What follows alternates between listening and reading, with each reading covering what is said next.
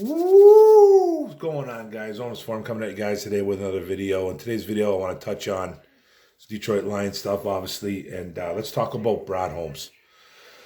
I see a lot of people out there, a lot of videos going out there, articles about Brad Holmes. Should the fingers be pointing his way? Whose fault is him? Is he taking enough criticism, or is it just not his fault altogether? He's bringing in guys. He's letting guys go. He's doing what he's supposed to be doing. Now, I think with Brad Holmes, he came in last year, 2021, came from a really good team in the LA Rams. He was Les Snead, their GM. He was their right-hand man. He was his right-hand man. He was the director of the college scouting. He was the head guy who did all the scouting for the LA Rams, and he was the head guy. He was their head scout for the college part of it. And he took over a few drafts for Les Snead. Les Snead came out and said that I was comfortable with letting him just take over. I love his evaluations. He's one of the smartest guys I've ever been around. This is coming from Les Snead, saying I totally trusted him and he was my guy. And he even said, and I remember I saw a video of it. I think it was a Twitter video, and they caught Les Snead walking to his car, and they were just like, Detroit's got a good one. Detroit's got a really good one. He knows what he's doing. He's gonna bring some good mojos to the Detroit Lions. Now we have to look at Brad Holmes as kind of his whole body of work, what he's done in Detroit. Everybody wants to focus on him bringing in guys that have been hurt, not grabbing who we should have grabbed here, who we should have grabbed there. I've been guilty of getting worked up myself, and you see all these videos about it. But if you look at his whole body of work, it's actually not bad. Now, if you look at his 2021 free agent signings and not signings, he hit on a bunch of players, okay, but he missed on quite a few too. So I'm the one big one that he really didn't that he did hit on was not re-signing Kenny Golladay. Kenny Golladay is a complete train wreck in New York for New York Giants, even though the New York Giants are 4-1. Okay, so it's easy to say that they're doing fantastic over there. But he went and Bob Quinn, our former GM, tried to re-sign Kenny Golladay as he was pretty much walking out the door. Everybody knew Bob Quinn was going to get canned. He still tried to give Kenny Golladay gigantic money. Thank you that Kenny Golladay said no to that. And then, obviously, Brad Holmes came into the picture, and he said, we are not re-signing you. So we're going to let you walk, bro. And he walked, and he went and got a big deal from the New York Giants, and we got that third-round comp. Now, he's missed on some guys. I'll tell you the guys he's missed on. He brought in Brashad Perryman, kind of a journeyman guy with all kinds of all kinds of talent, all kinds of physical, athletic talent, but just can't get it together. He's been a train wreck on mostly every team he's ever been on. He's always hurt.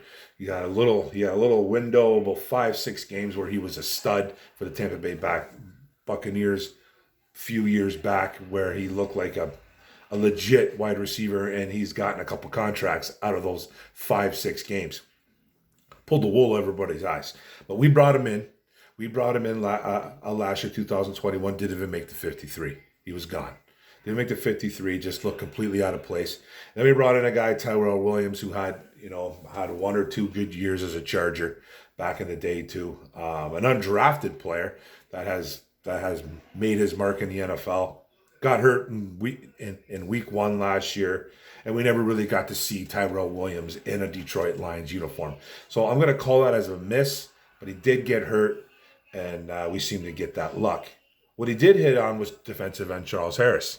Defensive end Charles Harris came in last year, looked like a bust for a first-round pick. Came in, had 7.5 sacks. We re-signed him. We'll talk about that in a bit. So I think he hit there. They brought in a guy like safety Dean Marlowe, who's played a little bit for Buffalo. I think he now plays for the Falcons. Was kind of a hit and miss. Didn't play a lot. Started playing a little bit more down the stretch for Detroit. was a miss. It was a miss as a safety, but came in and started. Wide receiver Khalif Raymond, kind of another journeyman, kind of bouncing around from like the Titans, the Giants, to the Jets, kind of on 3, 4, 5 different teams. Came to Detroit, had a career year as a Detroit Lion. Now, he's not a superstar stud, but he did have a good season last year for what he was. Like, he even had to come in as a number 1, number 2 guy because we had injuries all over the place. And they brought in linebacker Alex Anzalone. Alex Anzalone is hit or miss. Not really a starter here. Not really a starter, but he starts in Detroit. We could do much better there. He's a really good backup, I think. But, he came in. So I kind of give that a question mark. I'm not going to make that as a hit or a miss, even though I think he needs to be replaced. So I guess I could weigh a little bit more that he is a miss. And then they brought in running back Jamal Williams. Everybody loves Jamal Williams. He's been awesome for this team. He was a really nice backup last year. He's subbed in for DeAndre Swift and had a couple nice games, scoring touchdowns at will. So he looks pretty good in a Detroit Lions uniform. I'd say that it's a pretty good hit. I think we hit on Jamal Williams, and he's a free agent this year, by the way, or for next year. So hit on about 7 players, I'd say, but we missed on around 7 or 8. It's going to happen. And then the draft comes around, and it's hard. You have to pretty much look at a full year of draft, okay, until you really want to make a gauge of a player. And when I say that, 2021 draft, I'll go over all our draft picks. We drafted offensive tackle Penei Sewell out of Oregon. Right away, he struggled 4 or 5 games. What do people say? That he was a bust. This kid's a bust. This kid's a bust. This is what Lions fans do. This is what NFL fans do in general. What does he do? He goes on the all-rookie team. He plays really well down the stretch. He even played well at the beginning of the year. Some people don't want to see that, but he did struggle at left tackle. Then he got bounced over to right tackle, and he's one of the best right tackles in the game today. Defensive tackle Levi Onwuzurike. He's been a huge miss. We drafted him knowing that he had a back injury. Now he's got a back and hip injury. We don't know when this kid's ever going to come back. He's been a miss. He's a 2nd-round pick. And then defensive tackle for the 3rd round, it's pick 72, Aiden Mcneil. I think it's a check mark. I'm not going to say this is a complete hit, but I think he's gotten better since his rookie year. He is struggling a little bit, but I think the arrow trends up on Aiden Mcneil. And then still stuck in the 3rd round, 101 pick. Cornerback Ifeatu Melifonwu. So far has been a miss. Don't know where they want to play this kid. Is he a corner? Is he a safety? Can he stay healthy? He's looked like he hasn't stayed healthy at all. It looks like he has some talent, but he's one of those guys again, stay healthy. Where are you going to play him? So I think a little bit I'm weighing more side that it's been a miss so far. And then the 4th round, 112th pick, wide receiver Amon-Ra St. Brown. Been an absolute revelation, an absolute phenomenal pick. Nobody really thought that he was going to be this good. I know we had a couple guys, the Dern in our Infinite Sports Network group, that really loved this pick and really wanted him before we even talked about him. And he's been nothing but roses, man. He's been great for the Detroit Lions. He looks like he's a superstar in the making. And I think it's going to get better with Amon-Ra down the road. And then we're still in the 4th round, 113th pick. We traded up to get this guy, linebacker Derek Barnes, who I think has been a massive, massive miss. Don't know what's going on with him. He can't cover to save anybody. He's barely playing. He's barely out there. He's doing some special teams work. You don't see a lot of him out there. And then the 7th round, 257th pick, we had running back Jamar Jefferson. I believe he's still on our practice squad. I want to say he is. I don't really know. But I think he's been a miss, but it's a 7th-round pick. But 2021, there was a lot of hits, and I think there was a lot of misses. So we obviously know what happened. Went 3-13-1. We had a terrible year, but you can't put it all on Brad Holmes. Then the 2022 season comes around, free agent signings. We signed wide receiver DJ Chark. So far has been a miss. He's missed the last 2 games. He's had maybe 1 good game for the Detroit Lions when he did play. He does bring some other things to the table. He does stretch the field and kind of opens up some things in the middle, but he hasn't been as advertised. He's been hurt, and he's been a guy that was a risk People knew he was hurt. So one of those risk shots. So far, it's been a miss. 2022, Garrett Griffin. They brought in on a free as a free agent signing too. A blocking tight end that's familiar with Dan Campbell. He's been in New Orleans Saints. Not a great pick. Gone. Cornerback Mike Hughes hasn't been good at all. Former first-round pick of the Minnesota Vikings. Had a couple injury-riddled seasons at Minnesota. Then kind of played a little bit better as a Kansas City Chief. We ended up re-signing him. He had one good game as a Lion, and then he's been terrible ever since. Linebacker Chris Board, I thought this was a pretty decent pick. Baltimore Ravens really wanted him. He's a really good cover linebacker, and he's a really good special teams linebacker. And he gets a lot of good grades from PFF, I think, mainly because he's a very good special teams guy. He's not a starter or anything like that, but I thought that was a pretty decent signing. Then they brought in Jared Davis, another linebacker, was an absolute mess again. Ended up getting released. I think he's on our practice squad. So it was another guy that was a little bit of a miss. Then they brought in safety Deshaun Elliott, a guy from Baltimore. Was a pretty good safety. Got some injury concerns. He did get hurt last game. Hopefully he's back in the next couple of weeks. The bye couldn't come at a better time. But he's made a couple plays. He's kind of he plays a little bit wild. He's a big hitter. So I think they kind of hit on that pick. It wasn't a bad pick. And then tight end Devin Funchess missed on that totally. That was a Michigan raw pick. Former Green Bay Packer, San Francisco 49er, whatever you want to call him. A lot of people wanted this guy on the roster. I didn't think he was ever going to make it. It was a bad pick. It was cheap. And then that was a miss. Then defensive tackle Isaiah Buggs. They brought him in, I think, pretty late into the free agent signing. Either they signed him or they picked him off waivers. I forget. He played for the Pittsburgh Steelers, but he showed some flashes. I thought he has been a really good signing by Brad Holmes. Then they brought in defensive end John Kaminsky. I know that was a waiver pick. 8 teams tried to actually get him. He's been hurt the past couple of weeks with the wrist, but he was playing very, very well when he was in there for the Detroit Lions, and we need him back, and I think he'll be back versus Dallas. And then they released defensive end Trey Flowers.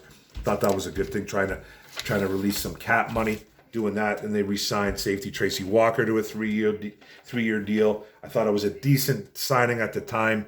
A little bit overrated as a player, I think, but not a bad safety. We are missing him, though now he's out for the year. Then wide receiver Josh Reynolds, re-signing him was a bonus. They brought back linebacker Alex Anzalo. Not too sure why. I think you could have found somebody better via the draft or somebody on free agent pool. And then they brought back wide receiver Khalif Raymond to a 1 or 2 year deal as well. I thought that was a decent signing as well too, even though he hasn't really done much this year. He's more of a special teams guy. He's at 3rd or 4th because he's like the 4th wide receiver now on the board. And then they brought back center Evan Brown, which I thought was solid too because we lost Ragnow for a game or two, and he filled in pretty nicely at center. I think he even played a little bit of guard. So he's hit there, and we miss on guys like Jason Gambino, who's trying to come back from injury, Josh Woods, C.J. Moore, Tim Boyle, Jalen Elliott, the safety, Sean Dion Hamilton, and quarterback David Blau. All cheap, but all pretty much not on the team, except I think Gambindo's on IR. He's trying to come back. And anybody else on the team here, I don't think there's anybody. Is Jalen Elliott even on this team still? I don't even think he is. And then we come around to the 2022 draft. Now, this is hard to gauge now. But the criticism is warranted. The criticism is warranted because of injuries. Okay, you went and picked number 2 overall, won the first round, defensive end Aiden Hutchison. A lot of people thought it was just a homer pick to put asses in the seats. I think it's a good pick. He's showed some flashes, and he's also showed some struggles. He is a rookie. We need to be calm with Hutchison. I think he'll be okay in the end. You surround him with some talent. Surround him with another really good defensive tackle, another good defensive end, and a linebacker. And the sky's the limit, man. I think you need to surround all these guys. And not just Hutchison. I'm not just talking Hutchison. We need guys back. No. Stuck in the first round too. Traded up to get this guy from 32. Wide receiver Jameson Williams, the Alabama product, the standout wide receiver, the Mr. Electricity himself. Now, he's a question mark because we haven't seen a word of him playing. Now I just see on Woodward, through social media, Woodward Sports Network puts out looks like there's going to be a return I don't know. I'm not going to quote it exactly because I don't know, but it looks like there's a possible return of Jameson Williams in Week 7 against the Dallas Cowboys. And that's just coming off when Dan Campbell just literally told us last week or week or two ago that it's still quite a bit of ways from Jameson Williams' debut. So no one's signed off on this yet. It hasn't been Dan Campbell, Brad Holmes. You haven't heard Antoine Randall say a damn thing about this. So this is all just speculation until we hear more. So don't expect Williams back on Week 7. If he's healthy, though, he'll be playing. It's that simple. And then in the second round, 46th pick, defensive end Joshua Pascal, a guy that had all kinds of high grades coming in the draft. A very good defensive end. I thought second round was I thought it was a bit high for him to be drafted, but that's just my opinion. But he did live in the backfield in the SEC when he played for the Kentucky Wildcats. Really phenomenal run stuffer. Not a sack guy by any stretch, but got into the backfield quite a bit and eats up guards. So we'll see what happens there. He's supposed to be back, but he's another question mark. Hopefully he plays against Dallas. And then third round, 97th pick, safety Kirby Joseph. I liked him coming out. in the draft, but I told people this kid's a project. Even though you took him in the third round, he's a project. He was a first-year starter his last year at Illinois.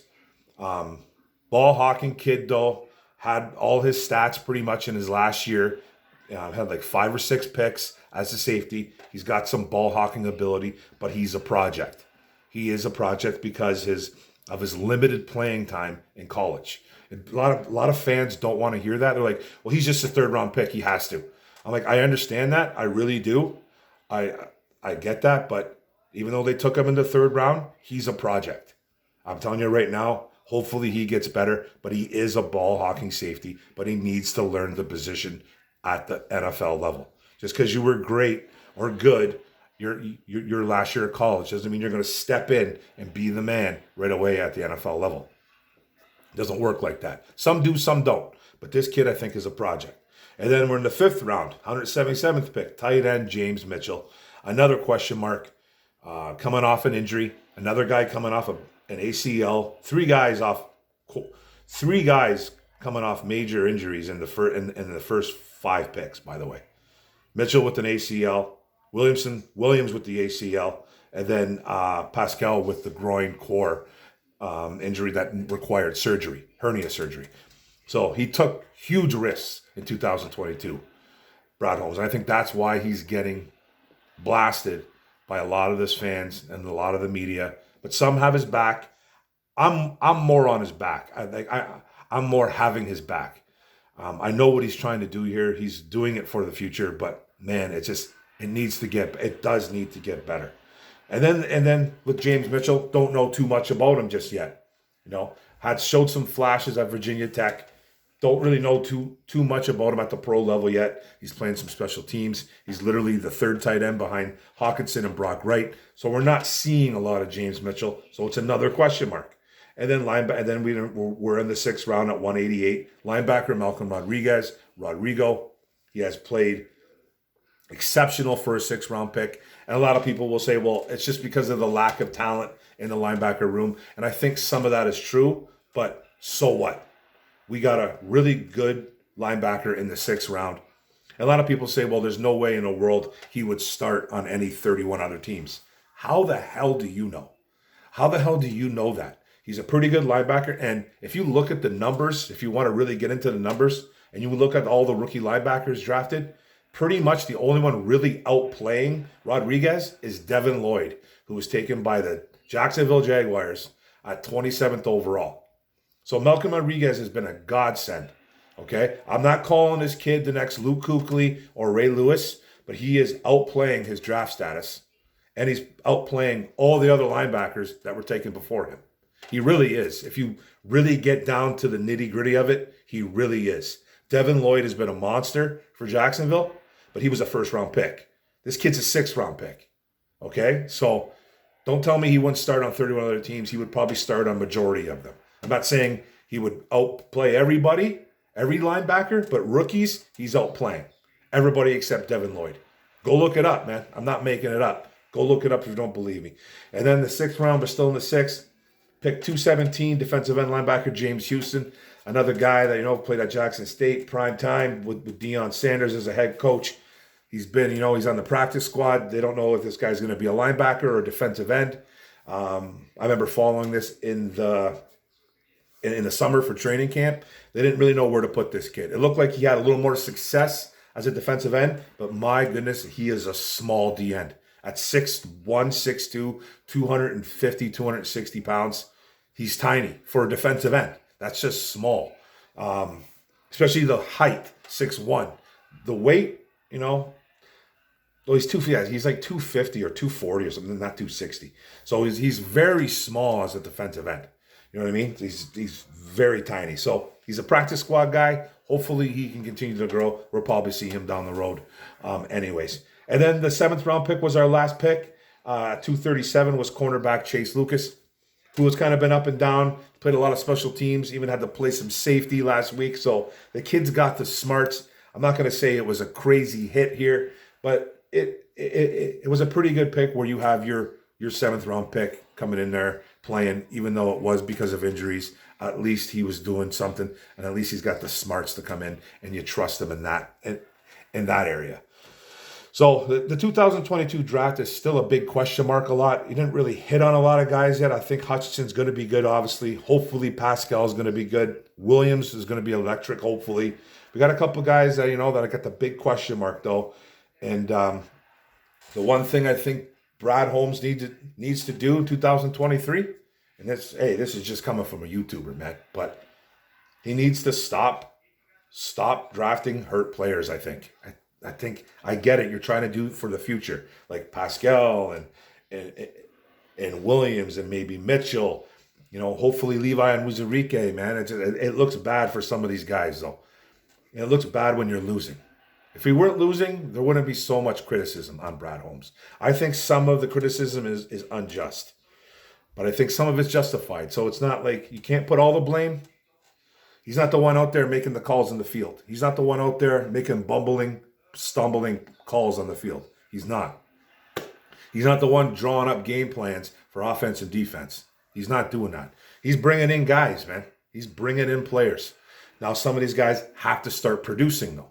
They really do. They have to start. You just get on the damn field. That's what some of these guys need to do. And then, last but not least, find a kicker. Draft one. I don't care what you do. Draft a kicker. Find one. You probably shouldn't have let Riley Patterson go, but it's easy to say because during that training camp, if you didn't follow it, I followed it every day, 2-4-7. It was neck and neck. This kicking battle was neck and neck, and Austin Seibert won it pretty much at the end of cuts. Had the better week and a half. They ended up going with the veteran, younger veteran, but he was a veteran over Patterson. But Patterson's kicking well in Jacksonville, so it's easy to say, right? So it's easy to say, but I think a lot of us did want Riley Patterson, and they kind of fumbled the ball there. It's going to happen. That's not necessarily on Brad Holmes either, though, because he's being told to cut those guys, because that's Dave Phipp, our special teams coach, and that's Dan Campbell, and that's whoever else gets involved in that. So that's not really Brad Holmes. Brad Holmes, I'm sure, he can have a say, but being able to find a kicker, draft one next year. They're bringing in all kinds of guys. Sam Fickens, this guy, that guy. I don't know who, man. They're bringing in guys I don't even recognize. So that's it, guys. I think some of the blame is justified. Some of it's not. We have to look at what he's done and what he doesn't. He's done a lot of good so far. He's done some bad. It's going to happen. No GM is perfect. No GM is perfect, but I think most of the criticism on him is a little bit unjustified. That's just my opinion. But thanks, guys. Thanks for the videos. Thanks for tuning in. Don't forget to hit the subscribe button in the bottom right. Don't forget to hit the notification bell. Get all my videos. Don't forget to like and comment. Share this out. Let's go. One pride, baby. Go Lions. Boom. Bye week.